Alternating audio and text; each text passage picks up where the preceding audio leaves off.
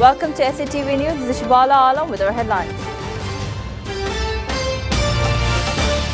Dhaka Beijing signed 4 cooperation documents, more Bangladeshi products to get duty-free access in China.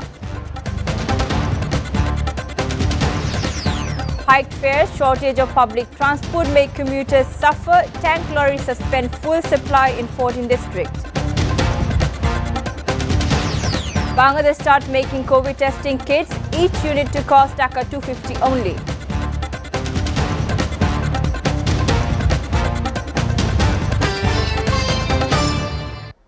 Bangladesh and China on Sunday signed 4 MOUs and agreements to boost cooperation between the two countries. The cooperation documents were signed after an hour-long bilateral meeting between Chinese State Councillor and Foreign Minister Wang Yi and his Bangladesh counterpart A.K. Abdul Momen at a city hotel. State Minister for Foreign Affairs Mohammad Shahriar Alam briefed the media after the bilateral meeting. Disaster management, cultural exchange renewal and marine science cooperation are among the signed documents. Both sides discussed bilateral, regional and global issues in the meeting with a hope to elevate the relationship between the two countries to a new level. At the bilateral meeting, China promised to give duty-free facilities to another percent of Bangladeshi products. Now, Bangladesh will get 99% duty-free export facility in the Chinese market. He said the Chinese side said they are committed and they will remain committed and will do their best to find a solution to the Rohingya crisis. Foreign Minister Momen saw Wang off at Hazrat Shahjalal International Airport at 10:45 a.m. on Sunday. Chinese Foreign Minister Wang Yi on Sunday said his country will continue its support due to the development of Bangladesh, describing Dhaka as the strategic development partner. The Chinese Foreign Minister said this during a courtesy call on Prime Minister Sheikh Hasina at her official residence Ganabhavan here.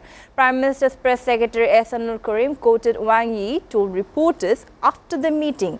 Wang Yi said Beijing will support Dhaka on all its issues in the international forums too. At the meeting, the Prime Minister sought the China's help to resolve the Rohingya issues, saying the displaced people are an extra burden for Bangladesh. In reply, the Chinese minister said his country expects that the issue will be solved through the bilateral discussion between Bangladesh and Myanmar.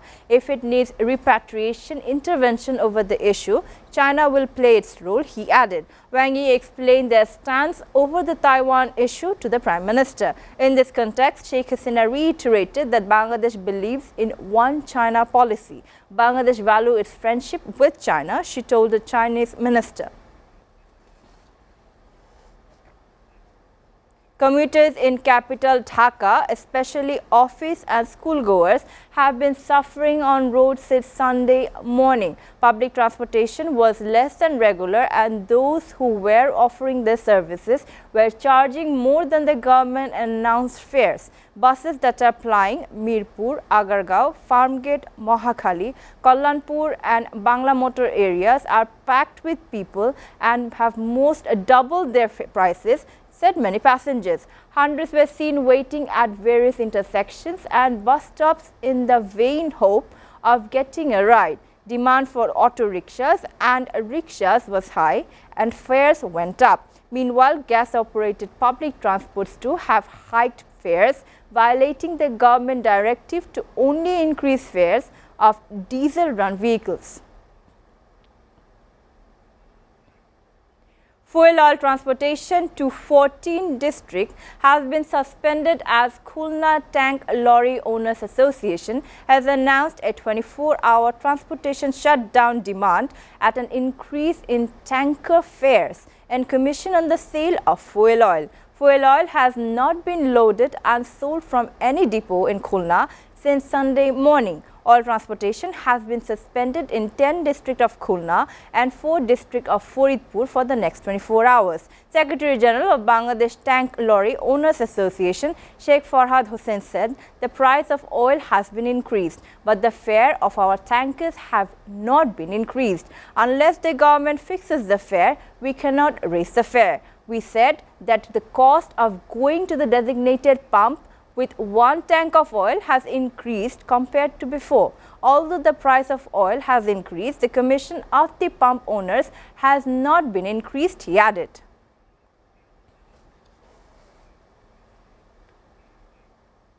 Bangladesh's Council of Science and Industrial Research (BCSIR) has developed an affordable coronavirus detection kit. This is the first time that a domestic organization has developed an RT-PCR kit to detect the coronavirus. Price of the coronavirus testing kit will be Dhaka 250 only when it comes to the market. The information was announced in a press conference at the BCSIR auditorium on Sunday. Kits currently being used by the government are costly. In this case, each corona test cost approximately 3 to 5,000 Dhaka. About 1 crore 31 lakh 58,764 samples have been tested in Bangladesh so far.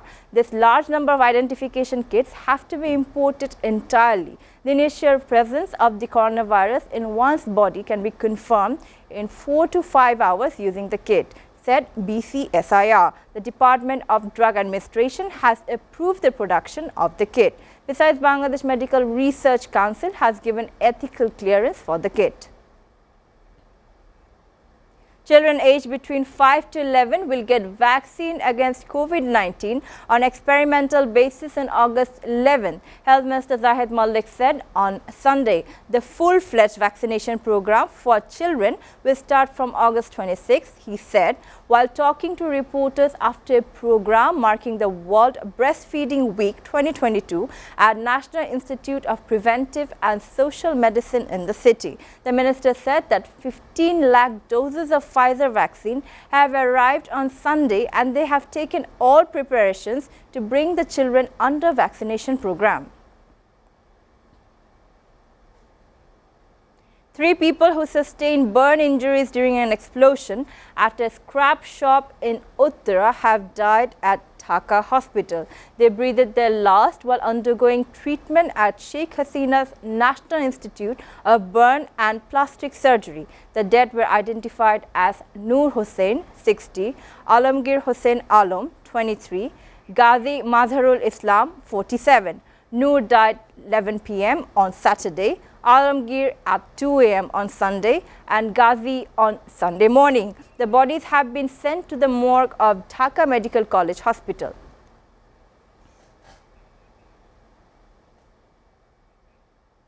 Viewers are taking a short break. Please stay with us.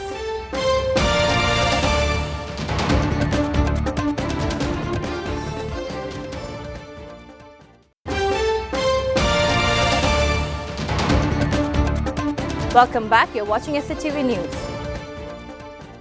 Now news from abroad. The death toll from escalating violence in Gaza has risen to 24 on Sunday, including 6 children, as Israel extended its bombardment on Palestinian militants who have retaliated with a barrage of rockets. The updated count from health authorities in the Hamas Islamist-run territory said 6 children were among those killed since the start of the Israeli aggression on Friday, in addition to 204 people injured. But Israel said it had irrefutable evidence that a stray rocket from Islamic Jihad militants had been responsible for the death of the multiple children in Jabalia, northern Gaza on Saturday. Russia has banned investors from so-called unfriendly countries from selling shares in key energy projects and banks until the end of the year, stepping up pressure in the sanctions standoff with the West. Western countries and allies, including Japan, have piled financial restrictions on Russia since it sent troops into Ukraine in late February. Moscow retaliated with obstacles for Western businesses and their allies leaving Russia and in some cases seized their assets. The decree signed by President Vladimir Putin and published on Friday immediately bans investors from countries which supported sanctions on Russia from selling their assets in production sharing agreements, PSA, banks, strategic entities, companies producing energy equipment, as well as in other projects from oil and gas production to coal and nickel. Putin could issue a special waiver in certain cases for the deals to go ahead, the decree said, and the government and the central bank should prepare a list of banks from the Kremlin's approval. The decree mentioned no investors by name. 4 ships carrying Ukrainian foodstuffs sailed from Ukrainian Black Sea ports on Sunday as part of a deal to unblock the country's sea exports, Ukrainian and Turkish officials said. The 4 bulk carriers were loaded with almost 170,000 tons of corn and other foodstuffs. Ukraine Seaports Authority said that on Facebook. The resumption of grain exports is being overseen by a joint coordination center in Istanbul, where Russian, Ukrainian, Turkish and UN personnel are working. On Saturday, a foreign flagged ship arrived in Ukraine for the first time since the war started in February. US President Joe Biden has tested negative for COVID-19 days after getting a second bout of the virus, his doctor said. Biden, 79, first tested positive for the virus more than 2 weeks ago. He has been in isolation for a second time after getting what his doctor described as a rebound case. He will continue to isolate until as a second negative test, said Dr. Kevin O'Connor. He said that the president continues to feel very well. Biden, who is fully vaccinated and has twice received booster jabs, first tested positive for COVID-19 on 21st July. He tested negative 6 days later, only to then test positive again on 30th July.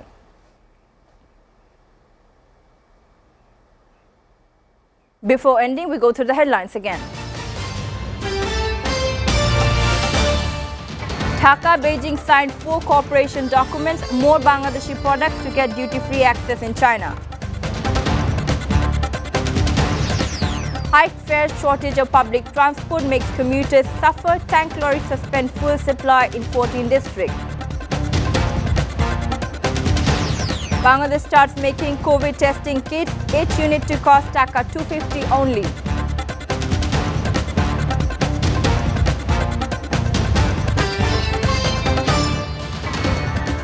You're up to date so far here on SATV News, and to know the latest news, visit www.satv.tv. Stay with SATV.